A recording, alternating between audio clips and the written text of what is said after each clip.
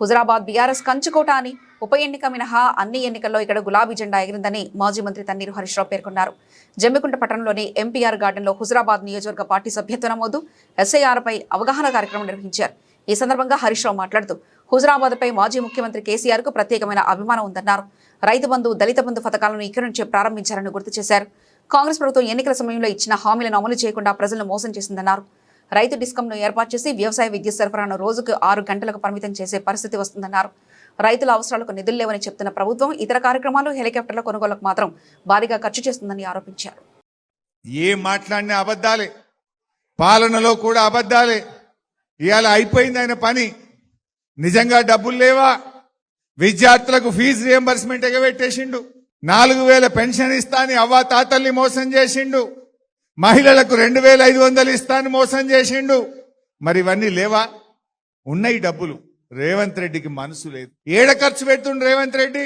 నేను నిన్ననే చెప్పిన, ఇవాళ జూబ్లీ హిల్స్ లో ఆయనకు పెద్ద ప్యాలెస్ ఉన్నది. ఆ ప్యాలెస్ జాలదట 100 కోట్ల రూపాయలతో ఇంకో క్యాంప్ ఆఫీస్ కట్టిండు. గవర్నమెంట్ డబ్బులతో 100 కోట్లతో క్యాంప్ ఆఫీస్ కట్టిండు.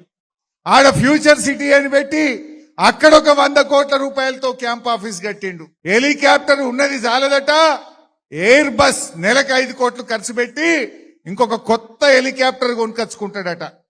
ఫుట్బాల్ చౌకుల కోసం ఆ మెస్సీతో ఆడడానికి 100 కోట్లు ఖర్చు పెట్టి ఫుట్బాల్ షోకులు తీర్చుకున్నాడు. అందాల పోటీలకు 100 కోట్లు ఖర్చు పెట్టిండు. అందాల పోటీలకు ఉంటాయి, ఫుట్బాల్ షోకులకు ఉంటాయి, ఎయిర్ బస్ హెలికాప్టర్ కు డబ్బులుంటాయి. ఇతర రాష్ట్రాల్లో ఎన్నికలు జరిగితే మూటలు పంపడానికి డబ్బులుంటాయి.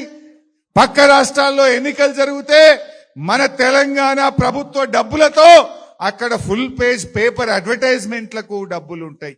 కానీ మా పిల్లలకు ఫీజు రియంబర్స్మెంట్ ఇవ్వమంటే డబ్బులుండవా? మా రైతులకు రైతు బంధు, రైతు బీమాకు డబ్బులు కట్టమంటే ఉండవా?